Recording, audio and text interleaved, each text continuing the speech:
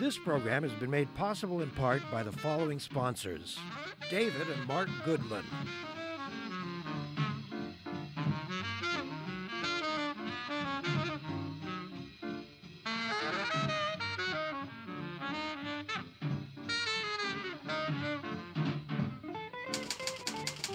the Vancouver Courier newspaper,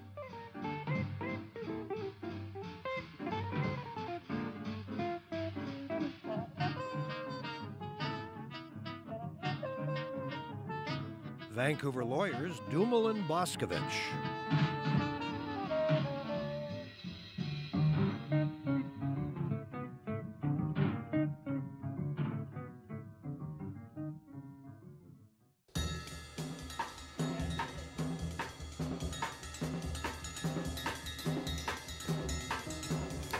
In late February, some Aboriginal leaders here in British Columbia made a public demand of the BC government that the government do something finally about child poverty. We have the worst record in Canada.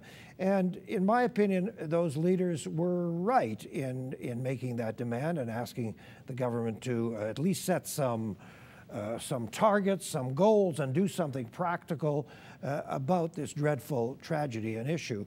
But there's another part to this story. And by the way, the day after they made that demand, a child died here on the Musqueam Reserve. 4 people were arrested and held momentarily and then released because so far there's no criminal charge involved.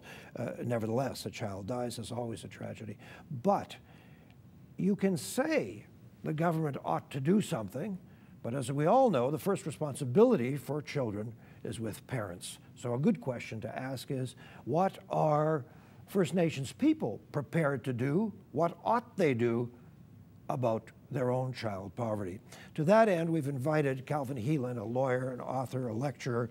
He's written several books by now, began with Dances with Dependency, and then The Economic Dependency Trap. He has another one in the works, a 4th one in the works, and so on. And he's become an international lecturer, quite frankly, very much on demand, because these books are practical and down to earth, and at the same time startling. It's very rare that an Aboriginal leader, and that's what Calvin is, says as bluntly the kinds of things that he's been saying. So Calvin, it's great to have you here. It's a great honor. Your books are marvelous, by the way. Thank you. And they're so important. Let's start with this. You say practically on the first page, money is not the answer. And you say, we're talking about a complex web of social and political pathologies. Yes. Well, essentially, what my first book was about how Aboriginal people have been put into a specific form of enforced dependency by government policy. And why I'd written that book is I want to try to make a difference to my own people. And this kind of situation is literally killing our population. You know, directly related to child welfare in Canada. In BC, for example, well, let's just take Canada first. We represent maybe 4% of the population nationally, but our kids make up over 30% of the kids in child welfare care. In BC, it's 50%, and high Aboriginal population provinces like Saskatchewan and Manitoba, it's over 80%. So it's very clear that this system is not delivering anything like what we need to not only survive as Aboriginal people, but survive as a country. When you put the situation of Aboriginal people into the context of Canada as a mature democracy with a graying population, what you will start to learn about is the demographic tsunami and how it's absolutely fundamental to get the Aboriginal population involved in a healthy way in the culture and in the economy of the nation. And child poverty is only almost, you know, the canary in the mine. Child poverty is one of the many signs of this unhealthy pathology. Absolutely. What this Indian Act system has delivered is it's delivered a system where we can't even look after our own children. It's very clear. The really disturbing feature about those statistics I just gave you is from the last time they were measured to the time that for the figures that I gave, they increased at a rate of 70%. So things are actually getting much worse. When Canada is at a point where a third of our population is getting set to retire, and we need skilled workers and people in the workforce, the most efficient source of those workers will come from the Aboriginal population if we can figure this problem out. You know, 45 years ago, Calvin, when I first started working with Aboriginal ex-cons, I thought, and I was a very young man at the time, I thought the Indian Act and the Department of Northern and Indian Affairs was a disaster and it had to end. 45 years later, I don't know that anything's changed. I don't think much has changed, and you're absolutely right. It has to be probably the most inept bureaucracy in the history of Western civilization. If you wanted to really screw something up, give it to the federal government, and if you wanted to screw something up in the federal government, give it to the Department of Indian Affairs. I mean, they have done such an incredibly bad job of dealing with Aboriginal issues. It's changed, but the whole kind of paternalism and so on and so forth that was originally created still continues to exist in the bureaucracy. But on the other hand, you know, I think responsibility rests on the one hand with the government to recognize some of these issues. On the other hand, the real responsibility rests with Aboriginal people. Yeah, and in the second half of this program, we're going to talk about some very positive moves that have been made and more positive ideas that you have.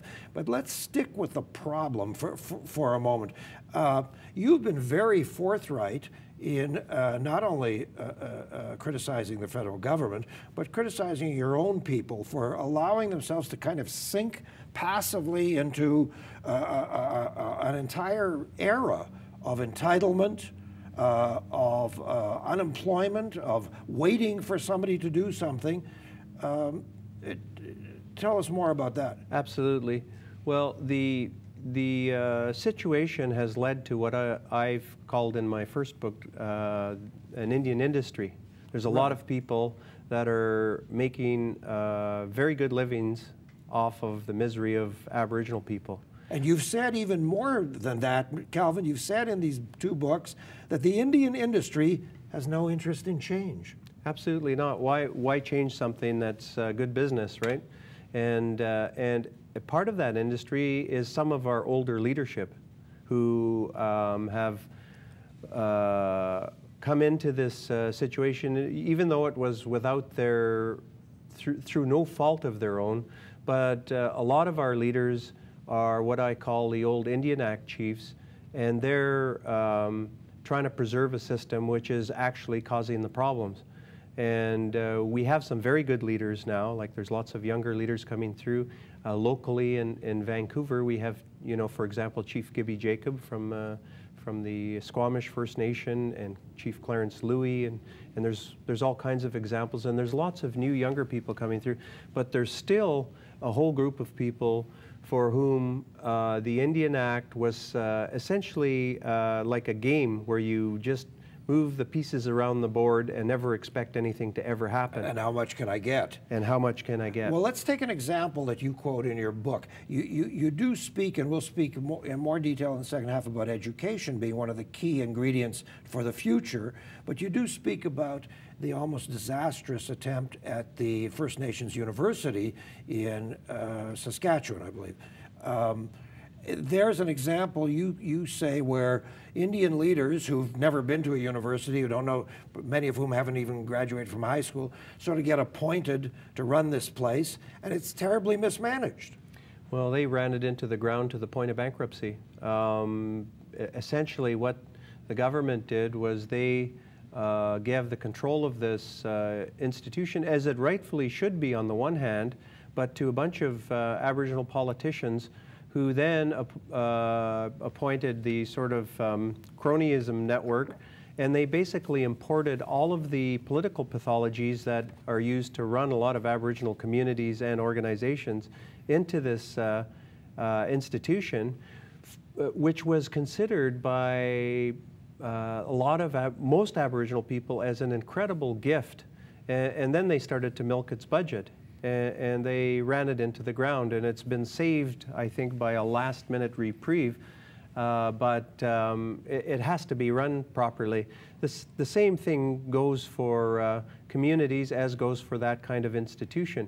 If you run it like a banana republic, you're going to get the results of a banana republic. Yeah, with good intentions. You quote Oscar Wilde, it's always with the best intentions that the worst work is done. And I was very pleased to see that, because it's so true. You talk about poverty, infant mortality, suicide, criminality, and what you call over and over again in your books, learned helplessness. Yes. Pointing out that there is no free lunch. You can get all the free federal money you want. It's not going to do anything for you. In fact, it's going to tie you in knots. Absolutely. In fact, the whole point of my second book, The Economic Dependency Trap, is to point out how forms of economic dependency like that, which we're talking about in relation to Aboriginal communities, can impact everybody throughout society. And the first rule of dependency is the more dependent you are on anybody for your sustenance or any entity for your sustenance, the less control you have over your destiny. And that's exactly why the federal government took these policies in relation to Aboriginal people. They wanted to control them to be able to access the lands and the resources. So the opposite side of that is a principle I learned from Warren Buffett. The greater the wealth that you possess, the more discipline you need in how you deal with it. Because money on its own can actually hasten the destruction of your family, or it can hasten the destruction of a people. Of a nation. Or it can hasten the destruction of a nation. So you have to have that internal discipline. Absolutely. Yeah. It's very, very important. And the reason why I think a lot of people don't understand this in modern society is because all of these social welfare programs and various sorts of things were created with the best intentions, but the problem is that we're now only starting to understand why they don't work. And why welfare doesn't work, if I can give you that briefly, is I realized after studying and researching why, when I heard the Quebecois songwriter Felix Leclerc's song, "The best way to kill a man is to pay him for doing nothing," it made common sense to me, but I didn't really know why, because I'd seen it around me all my life. And I started to understand after I had read read a bit from William James, and one of the things he said is the deepest craving, or the deepest principle or craving, principle of people is that we crave to feel wanted and needed by our family, our friends, and our community. If I give you a welfare check, what happens is I give you your material sustenance, but I cannot give you is your ability to validate your self-worth, which comes from working for what you get. Exactly, which comes from accomplishment, and not just from hugs. And we'll talk about that in the second half. My pen just exploded. All right, we're good on that explosive note. We'll just take a little break. And isn't that fun? Somebody has put my name up, and it doesn't make any sense at all. The name is completely misspelt 3 different ways. Anyway, we're going to take a little break and remind you that if you want to check out our social media, Facebook, Twitter, and the like, just go to davidberner.com or send us an email about anything, especially if you have a good recipe. We're going to take a little break and say thank you to the people who are so supportive in bringing this program to you on Shaw Community Television Channel 4.